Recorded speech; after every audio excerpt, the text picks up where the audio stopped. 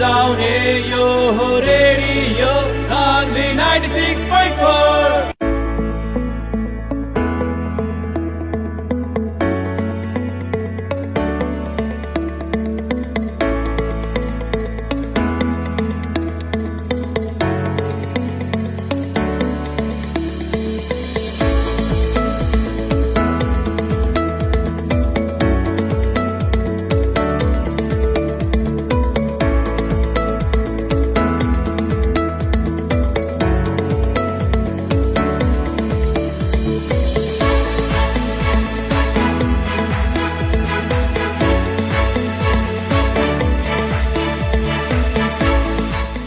नमस्कार प्रणाम आदरणीय श्रोता, अभी रहुआ सुनत बानी रेडियो सान्वी 96.4 मेगाहर्ट्ज कार्यक्रम जनता के सवाल के साथ हम विशाल यादव रउरा लोगिन के साथ में उपस्थित हो चुकल बानी और साथ में टेक सपोर्ट करत बानी सानू जी। आदरणीय श्रोता www.radiosanvinews.com करके संसार भर के साथ कार्यक्रम जनता के सवाल रउआ सुन सके और कार्यक्रम जनता के सवाल के साथ आज हमनी के साथ में बानी जसपा के केंद्रीय सदस्य राजेश मान सिंह जी। सबसे पहले कार्यक्रम जनता के सवाल में स्वागत करके चाहें। हेलो हेलो सर, कार्यक्रम में स्वागत बा अपने के।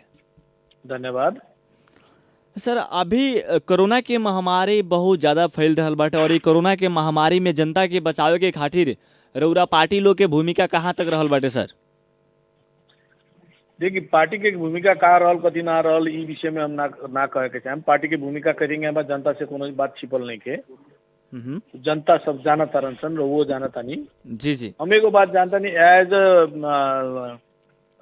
पर्सा जिला हमार जन्म स्थान, पर्सा जिला हमार कर्म स्थान भैला के चलते खासकर वीरगंज नगर क्षेत्र में के कोनो भूखा ना रहो, कोनो के मतलब उपचार के बिना उना ओखो के हमनी के संपूर्ण टीम, हमनी के जनता समाजवादी पार्टी की टीम कहीं अथवा हमनी के एगो संस्था बा साहिब द्वारा सेवा संस्थान समर्पण सेवा सब कोई मिल के हमनी के ई कार्य में लागले बानी कि कमती में हमनी के जिला में खासकर वीरगंज नगरी में कोनो आदमी के अभाव में मृत्यु ना हो के उ कोशिश में हमनी के लागल बानी। कुछ हद तक हमनी के सफलता में भी प्राप्त कैले बानी सन। जी, जहाँ तक बात कैले सर, जौन एगो रउआ अपना से सहयोग कर रहल बानी, रउआ एगो टीम में एगो टीम वर्किंग जौन चला रहल बानी, जौन एक दूसरा के सहयोग करत बानी लगन भूखमरी से जनता ना मरो कह के एगो रउआ लोगन के बहुत ही बढ़िया टीम जबरदस्त बनैले बानी लगन। जहाँ भी भूखमरी बाटे तहाँ रउरा लोगन के एक्शन होत बाटे वीरगंज के।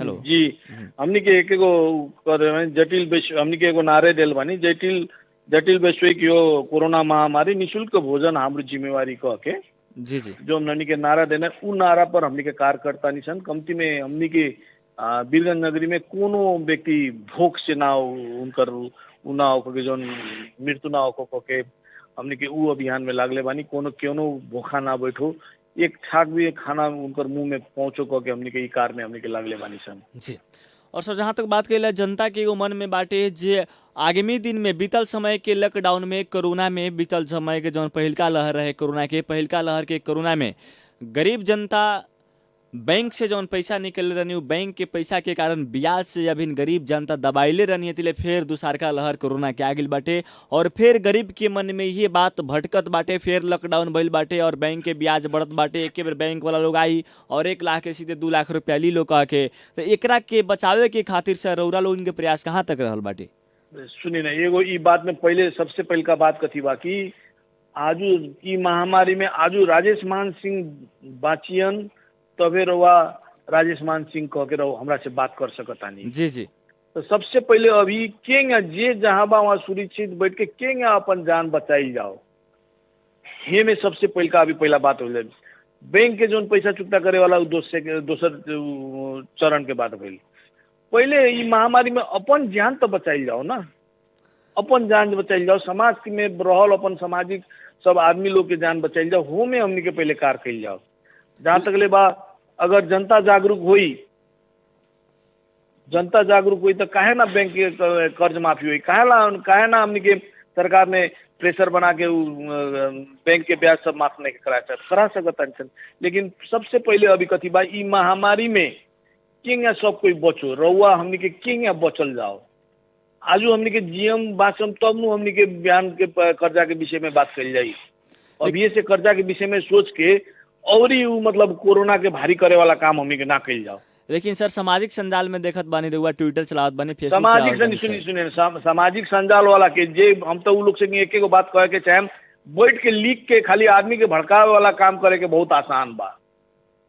रउआ फील्ड में उतरी, अगर वास्तव में रउआ जे लिखता रहन, हम उन लोग से आग्रह करे के चाहे, निवेदन करे के चाहे, रउआ लोग इन कंपनी में आई, फील्ड में आई, रउआ जोन बात के मुद्दा उठान करतानी तो वो मुद्दा उठान सिर्फ लिखला से ना भइलक, वो मुद्दा के निदान करे खातिर रउआ आई न त फील्ड में आई, मैदान में आई। रउआ खाली लिख दे मुँह कर दे। आजू के दिन में सब कोई, चाहे सरकार हो को, चाहे कोनो नेता हो, चाहे आम जनता हो, चाहे पत्रकार हो, एक एगो बात बा, ई महामारी से हमनी के केंगे लड़े के बा, ई महामारी के ऊपर केंगे हमनी के विजय प्राप्त करे के बा, ई बात के हमनी के देखे के बा। लेकिन सर काफी से काफी अभी व्यू देखे के मिलत बाटे, ई सामाजिक संजाल में ई सब बैंक के ब्याज के लेकर के बेसी अवस्था अभी बेसी फोकस हमनी के गांव ठाव में देहात एरिया से बेसी युवा लोग यही पर फोकस करत बानी सर। वह देखत हो कि हम सामाजिक संजाल में ई बात हम देखता नहीं, लेकिन एगो बात बोली ना, अगर हमनी के सब कोई अपन जान हमनी के सुरक्षित रही, बिहान के दिन में हमनी के आए वाला दिन में हमनी के सुरक्षित रहम, जियल रहम, तब न बिहान खातिर लड़ल जाए तो काहे ना हुई। काहे हमनी के अभियो अधिकार प्राप्ति खातिर लड़ते बानी सन नु, तो होंगे हमनी के बैंक के ब्याज कोनो ना। हमनी के अगर सब कोई एक सब जनता जागरूक होकर एक ढिक्का होकर चलल जाई तो काहे ला नेपाल सरकार काहे ना करी। बैंक तो नाफे में नहीं चलता। जी जी, 24 आजू देखम निषेधाज्ञा कह के कहल जाता, लेकिन का निषेधाज्ञा के पालना करता। सबसे बड़का धजिया तो बैंक सब उड़ावता। जी जी, बैंक कोनो बंद रहता, कोनो बैंक के आगे रहुआ आके खड़ी आके देखम तो 25 को 50 को मोटरसाइकिल खड़ियाल रहता। हम ही जाने के चाहता नहीं आगे जोन जिम्मेवार पक्ष बाड़न उ लोग कथी देख के करता। एगो साधारण जनता कोनो ऑफिशियल काम में निकलता तो उ लोग के ऊपर लाठी चला जाता, लेकिन जो बैंक के आगे जो मोटरसाइकिल सब लागता, जो बैंकिंग कारोबार सब होता है, ये में ही प्रशासन लोग काहे नहीं के देते। हमारे का नाम देखे हमारी राउरे एफएम के मार्फत से हम प्रशासन से भी आग्रह करे के चाहें कि तो रउआ लोग निषेधाज्ञा निमन से कड़ाई के साथ में पालना करवा सकता तक करी, ना तो लॉकडाउन के फुकवा कर दी। कोनो ई निषेधाज्ञा कोनो अर्थ नहीं है। सर अभी तक जौन प्रश्न उठत बाटे, विभिन्न गांव ठाव में विभिन्न पालिका के मेयर साहब लोग के जिम्मेवारी जब मिलल बाटे, ये लोग बीतल समय में ये लोग के हाथ में जब सिंहे दरबार गई रहे और अभी तक ये लोग के हाथ में सिंह दरबार बाटे, तो विभिन्न गांव ठाव में सर देहात एरिया के या टाउन एरिया के बात हम करत बानी, देखिए अभी तक विभिन्न गांव में भोज खियावलत बाटे, बरात आवत बाटे, एकरा ऊपर कौन ऐसा निगरानी नहीं है। तो सर एमे रुआ का कहे के चाहत बानी?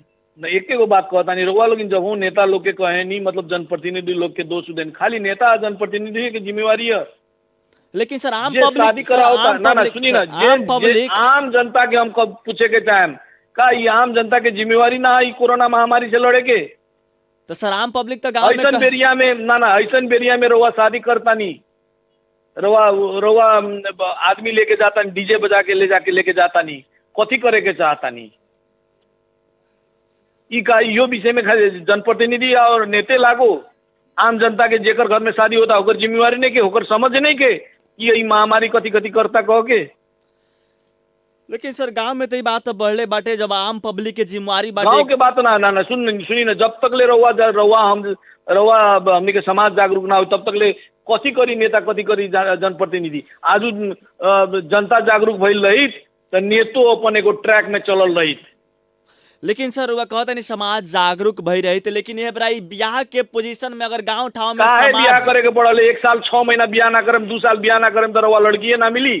ठीक बा सर, बढ़िया बाटे। महामारी में काहे करे के पड़ल? जी जी, ब्याह रउआ सुनी ना, रउआ ले जाता नहीं शादी करे खातिर, शादी करे रउआ जाता नहीं, रउआ कुछ खुदा ना खास्ता रउए बेटा के कुछ कोरोना लाग गइल, कुछ हो गइल तो जी जी जी, पहले एगो बेटी के जिंदगी बर्बाद भइल, उ परिवार के जिंदगी खराब भइल। जी जी जी, ई में रउआ काहे ने के सोचे के सकत? जी जी, ई हमर प्रश्न बा संपूर्ण आम नागरिक लोग संगे। लेकिन सर आम नागरिक से हमने भी प्रश्न उठावत बानी सर, रउआ लोगिन गांव ठाव में अभी शादी ब्याह के जो नहीं थी बाटे, जो रोकी लगन आगामी दिन में जान रही तो जहान बाटे, जब जिंदगी रही तो जरूर हमने आगामी दिन में शादी फिर कैले। लेकिन दूसर का बात सर यो बाटे जे गांव ठाव के अगर व्यक्ति लोग एकरा विरोध में आवाज जब उठावत बानी तो आवाज उठाएम तो ये होई जे जितना गाँव में लोग नहीं रहत उतना झगड़ा हुई तो बिहान बेला जिला में फरियावे खातिर। सुनी ना, निमन बात खातिर झगड़े हुई तो का हो जाई। लेकिन सर उतना केकरा अभी जिला में ना ना आवे ना खातिर नहीं खुश के है। तो सुनी तो नहीं के तो बात मत उठाई, चले दी जैसन चलता वैसन चले दी। लेकिन सर एकरा बारे में तो स्थानीय प्रशासन के ना भी ना सब पहल- ना नहीं सब क्या काम प्रशासने करी, सब काम जनप्रतिनिधि करी, सब काम नेते करी, तो आम जनता कथी करी? फिर वोट में पैसा लेके वोट दी, ये कार करी जनता? जनता के जागरूक होके के पड़ल लू। जी सब जनता जिम्मेवारी जनते के है, मतलब नेते के है, प्रशासने के है।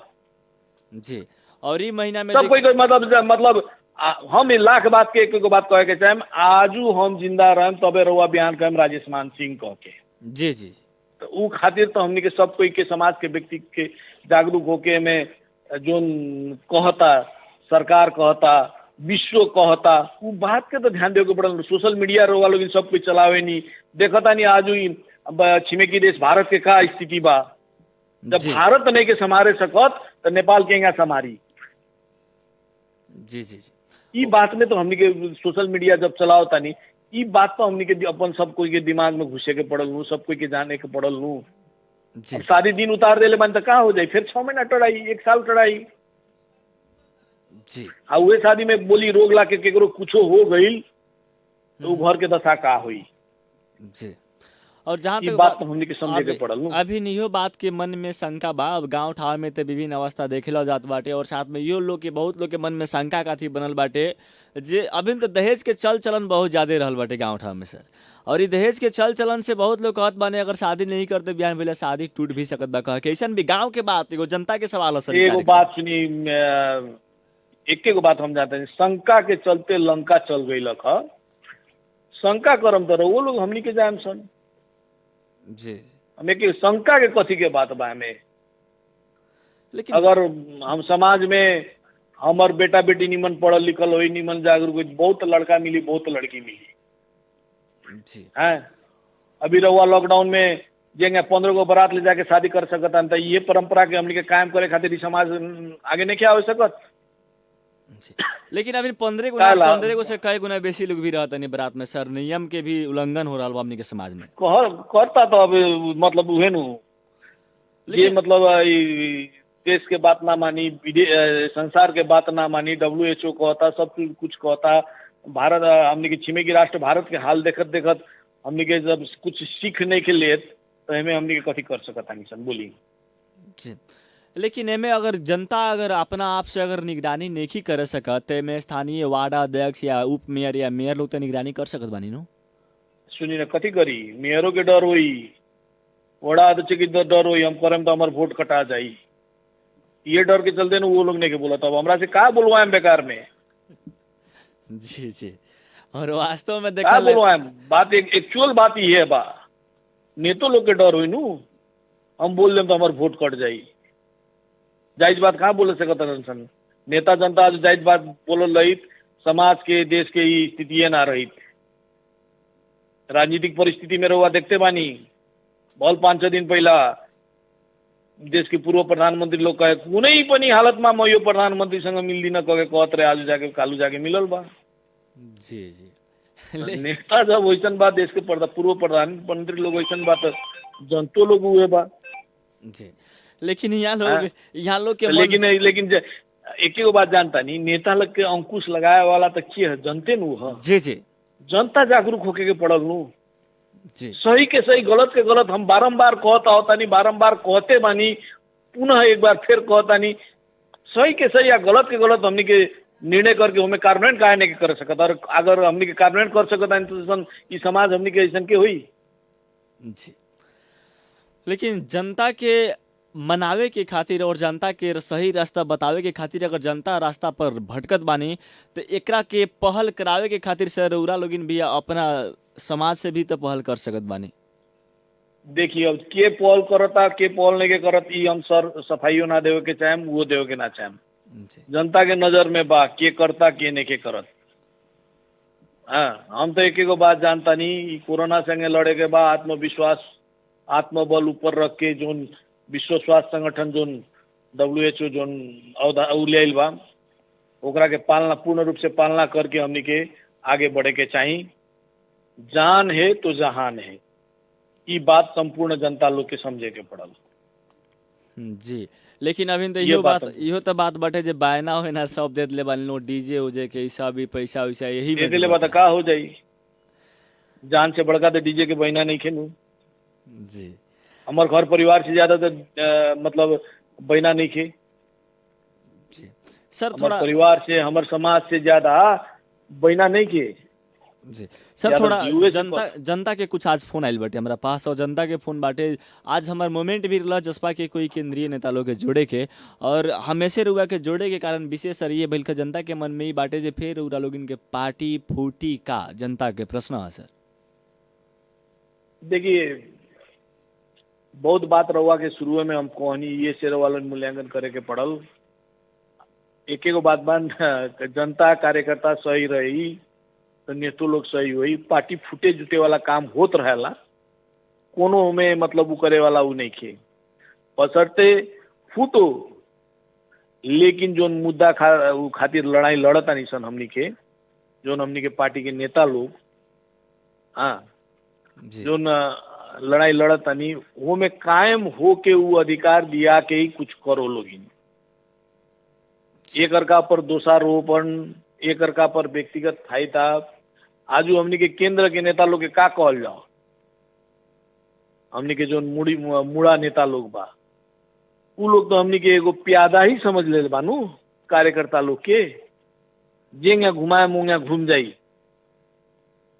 लेकिन अब जनता के समझ आवत बाटे सर अब जनता के ये रवैया देख के काल परसों के रवैया देख के जनता के बढ़िया से समझ आ गइल बा। समझ में जनता के समझ आइला से ना भइल जनता के समझ आइला के सिर्फ आइले से ना भइल कमती में एकरा के अब हम कहते बानी नु आजू हमनी के दशा कभी के बाद बहुत हमनियों के आत्मग्लानी होखेला देखे नहीं हमनी के भी दिक्कत लागेला कि का हमनी के करता नहीं सन केकरा खातिर लड़त सन जेकरा खातिर लड़ता नहीं उहे आदमी सही के सही या गलत के गलत समय में मौका में रवा उ नहीं के करे सकत अपन निर्णय नहीं के ले सकत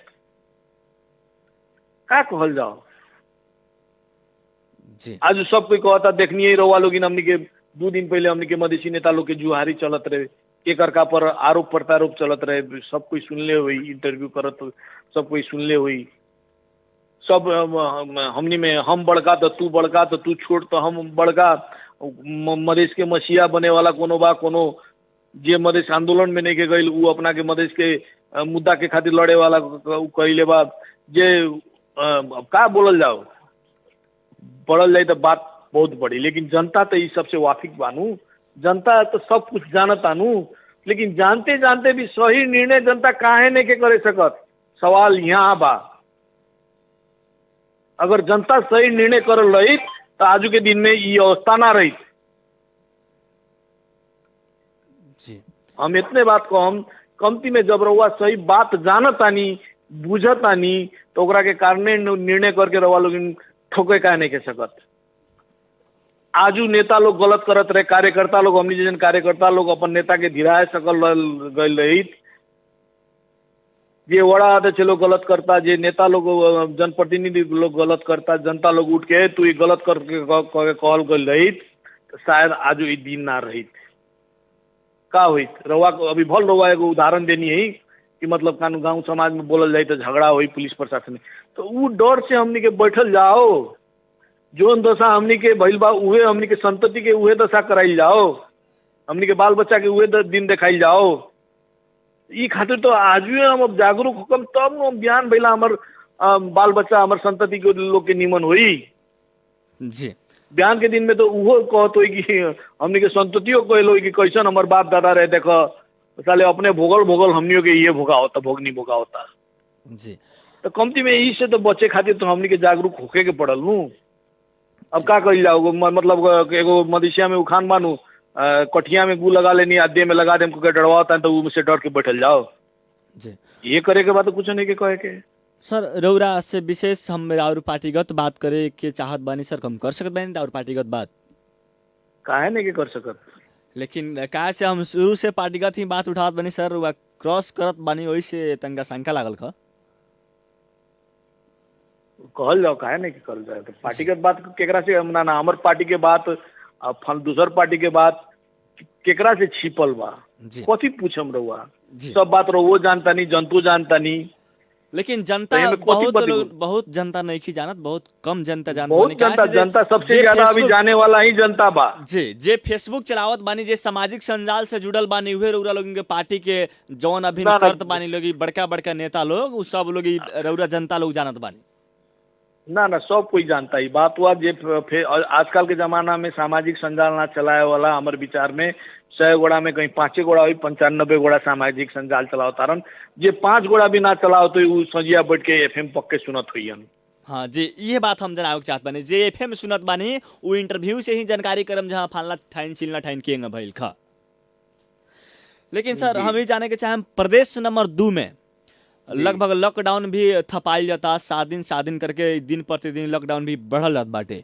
लेकिन राहत के खातिर ई प्रदेश सरकार रउरा लोगन के पार्टी आज तक और अभी तक कहाँ तक कदम उठेलक सर, जौन आम पब्लिक के राहत देखिए मिलक?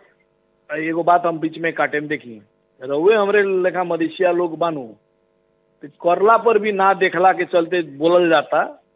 हाँ, ई बात हम ना कहम कि हमनी के मतलब 2 नंबर प्रदेश के सरकार पूरा दूध के धोल बा, कुछ कमी कमजोरी हुई।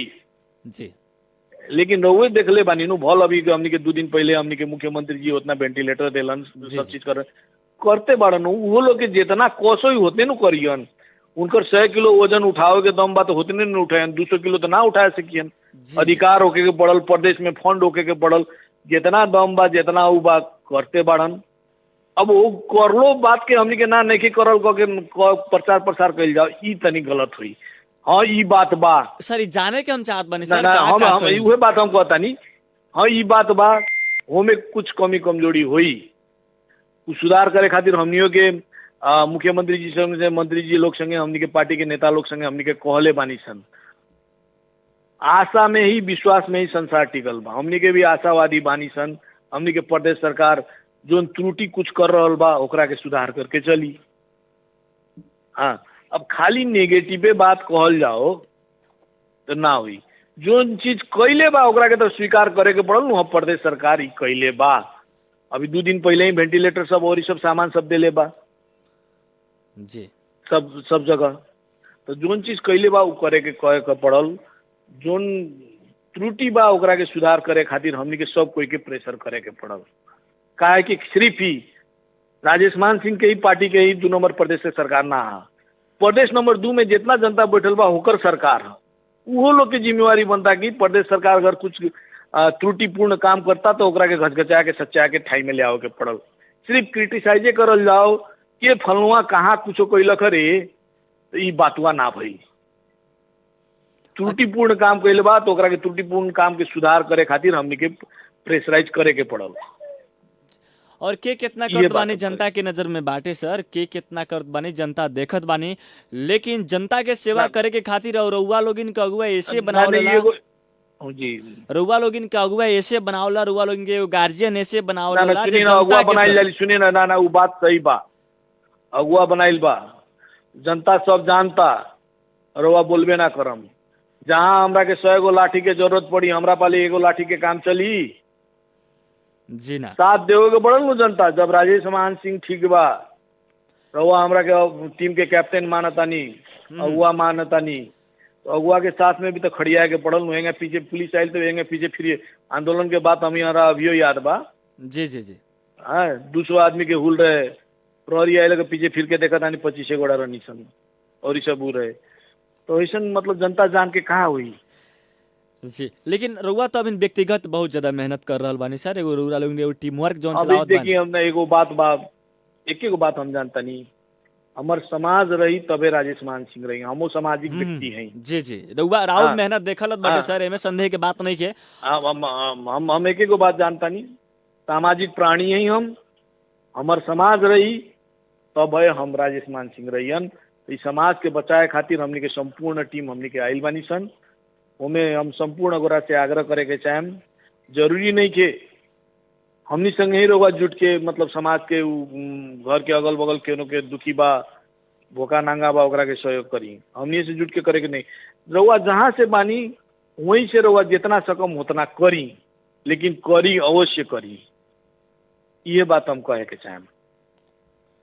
लेकिन ज्यादा सर बात तो जी हम ई बात जाने के भी चाहत बानी जे यहाँ आम पब्लिक के मन में ई बाटे जे हमनी अब कोरोना से मरत बानी सन, लेकिन हमनी ए बरा देखी बीतल समय से जनता कितना जागरूक भइनी जे ए बरा अपन पूरा अपन चेहरा के लोग के परसा जिला से बारा जिला से निकलनी और मुख्यमंत्री भी अपन चेहरा बनल।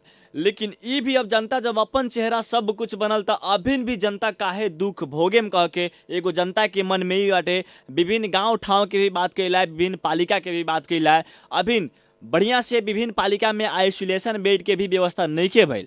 लेकिन अब जनता सुख खोजत बानी, ये समय है अगुआ बनावे के कारण जनता के ये है सर जे हमरा दुख पड़ी तो हमर गार्जियन हमरा के जरूर सेवा करम कह के। सर ई व्यक्तिगत राउर प्रश्न ना है, ई व्यक्तिगत रौरा पार्टी के प्रश्न है, ई प्रश्न व्यक्तिगत रौरा से एकदम नहीं। ई बात एकदम राउर सही बा। एगो बात कथी बानू, कोनो व्यक्ति माई के गर्भ से भी जन्म लेवेला जी तो धीरे धीरे सब वो होखेला, एके बेर केकरो हाथ में जादू के छड़ी ना रहेला।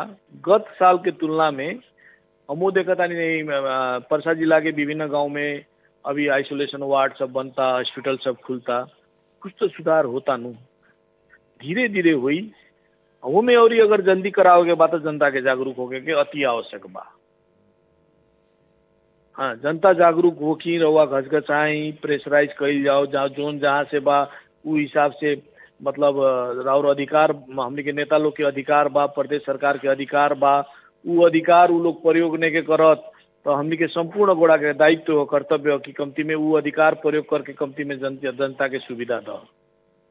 ई तो सब संपूर्ण ठीक बा, हमरा के अगुआ बनाइल बानी। हमनी के अपने जितना जेंगे रउआ कहता नहीं जेंगे जनता कहता, कितना जगह पर हमरो बात के सुनवाई शायद ना हो तो को ई बात तो माने के पड़ल, कट्टू सत्य भी ये है।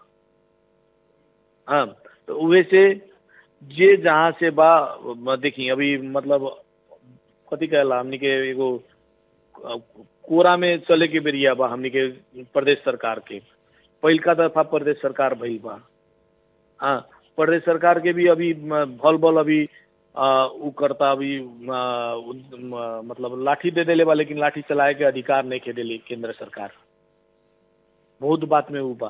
तो ई सब खातिर भी हमनी के सब बात समझ के केंगे मतलब प्रदेश सरकार के अधिकार बा, जोन अधिकार प्रयोग नहीं करता तो ओकरा खातिर अधिकार प्रयोग करे के पड़ल कह के केंगे हमनी के दबाव सृजना कइल जाओ। ई सब में तो हमनी के छुट्टी के नानू भइल। लेकिन सर कोनो भी कार्य करे के खातिर सबसे पहले अपना घर में एकता होखल बहुत जरूरी होला। लेकिन सबसे पहले का बात आम पब्लिक के रौरा लोगिन के चुनत बानी, रौरा लोगिन के पार्टी के ये बरा रौरे लोगिन में एकदम देखे के मिलत बा बहुत ही बढ़िया से एकता। एक के तनी में रौरा लोगिन में फलना जी दूसरे बोलतानी, चिल्ला जी दूसरे बोलतानी, सब कोई अपने अपने बात लास्ट में बोले लागत बाटे, तो एगो फूटे की व्यवस्था चलावता। ऐसे जनता के मन दुखित होत बाटे सर। मैंने सुनी ना, दुखित तो रहुआ खुदे अपने चलते न दुखित बानी, बोल देम तो सब गोड़ा के दुख लागी। देखी हम तनी बोले नहीं तनी तो बहुत आदमी के उ लागेला। जी सर, देखी जौन भी एगो बात जानता बोले सुनी ना ना जो जना सुनी ना एगो बात, जनता अगर आज सही रहित, आंदोलन में गइल व्यक्ति के जिताइल रहित, आंदोलन में जे तस्करी ना कर रहा रही तो ऐसा आदमी के जिताइल रहित, व्यापारी के लिया के ठाव में नेता ना बनाइल रहित, जी जी तो आज ई दिन रहित। जी दोष के कर बा देखे के पड़ल नू, हमरा से त्रुटि भइल बा तो हमरा के त्रुटि सुधार करे के चले के पड़ल नू, कि फिर त्रुटि में त्रुटि करम खाली मतलब सब दोष नेते लोग के देते हैं, रउए बनाइल नेता नू ह। जी जी हैं? जी एकदम एकदम बहुत बढ़िया बात रुबा कहने, जे जनता के भी सही नजरिया से जे इंसान रात दिन देखिए रउरा देश साथे के बनाएल संघर्ष नेता करत ना बा। बनावेला, देश के जनता बनावेला। हम एक एगो बात जानता नहीं, जनता अगर सही रही, नेता तनी टगर बगर करता तो जनता के फलनुआ तू काहे एंगे करता रे कहती तो ओकर मन में डर रही।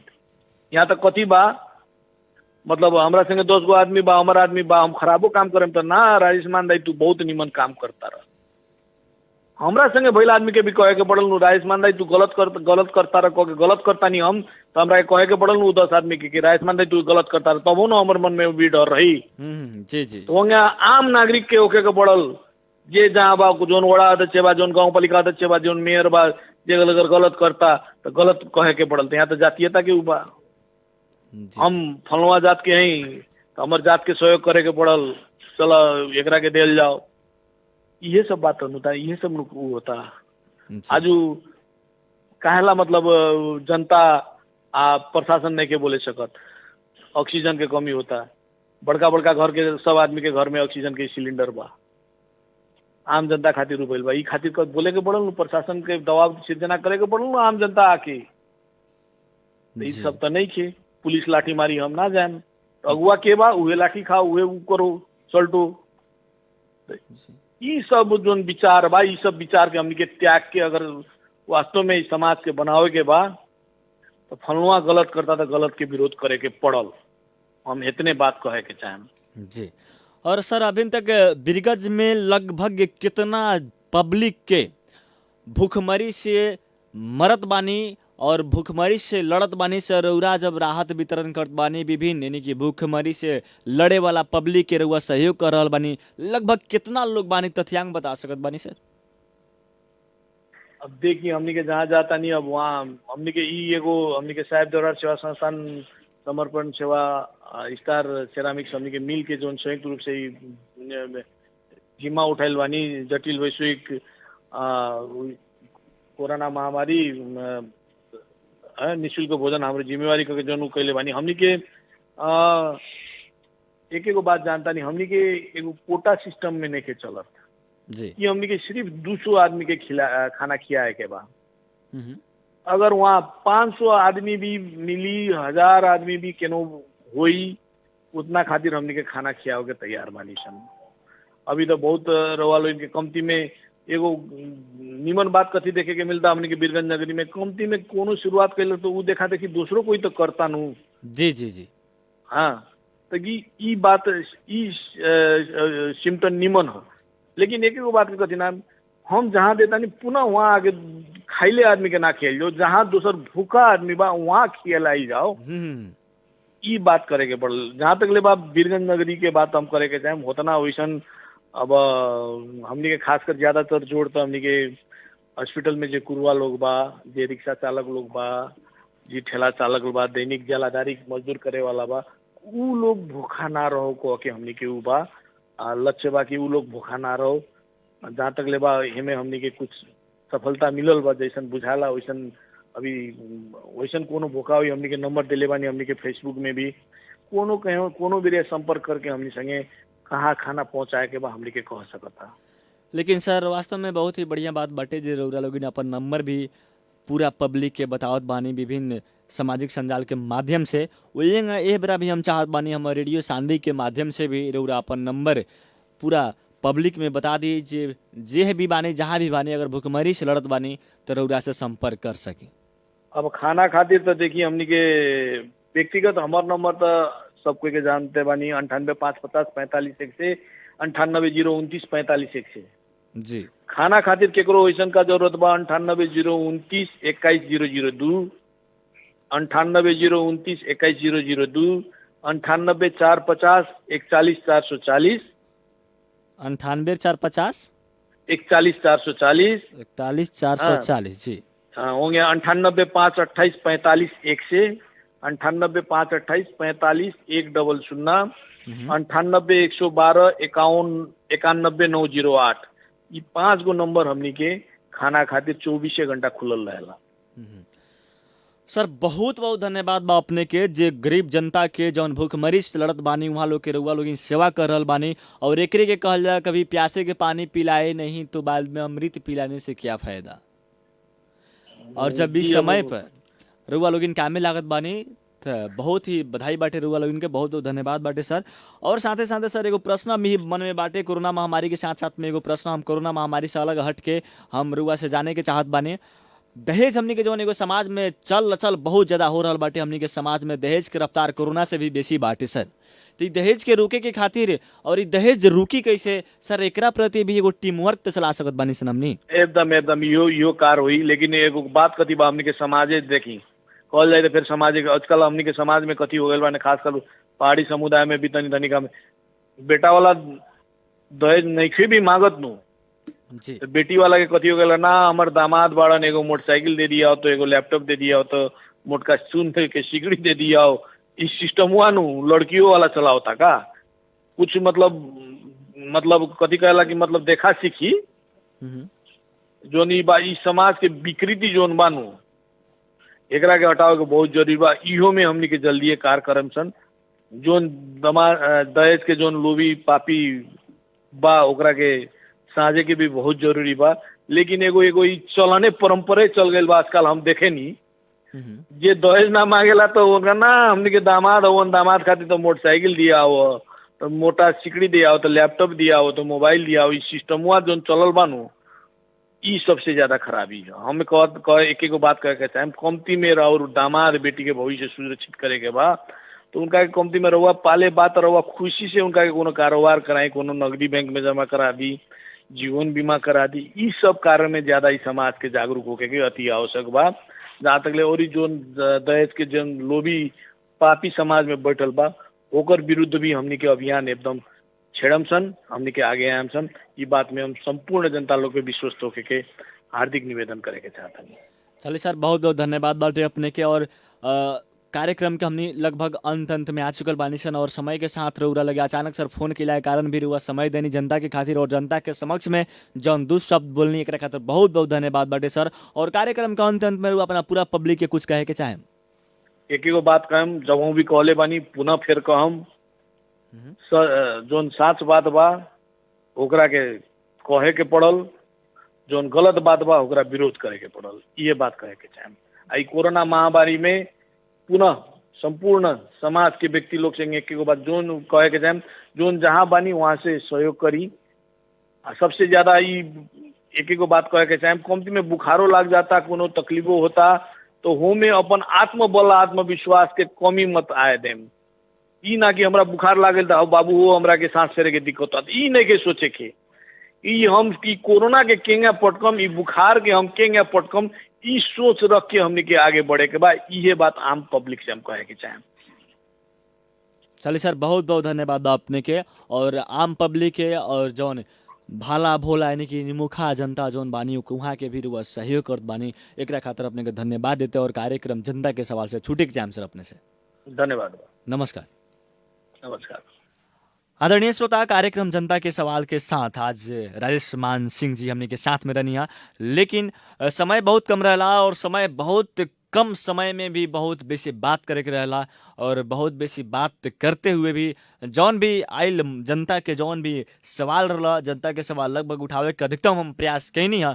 लेकिन और भी राजनीतिक दल के नेता लोग से अधिकतम हम प्रयास में बानी ई लोग अपने में एक तनी में नीमन एक तनी में अपने में भड़ांग भुड़ूंग करके एक तनी में अलग अलग हो जात बानी लोग समझ नहीं क्या होता। और मधेश के जनता ई मधेश के नेता लोग पर इतना बेसी विश्वास के ले रहे बीतल समय से और अभी तक भी विश्वास बाटे मधेश के जनता के मधेश के नेता लोग पर। लेकिन सबसे पहले घर चलावे के खातिर अपन घर में एकता होके के पड़ल ओकरा बाद में दूसरा के घर या दूसरा के पंचायती में बैठे के खातिर पगड़ी बांध के बैठे के पड़ेला। सबसे पहले अपने घर में एकता ना होई और अपने घर सुधार ना होई तो दूसरा के पंचायती करे खातिर का दूसरा के समाज में यानी कि दूसरा के पंचायती जहाँ होत रहला वहाँ खड़ियाए खातिर भी सही बेर सोचे के पड़ेला।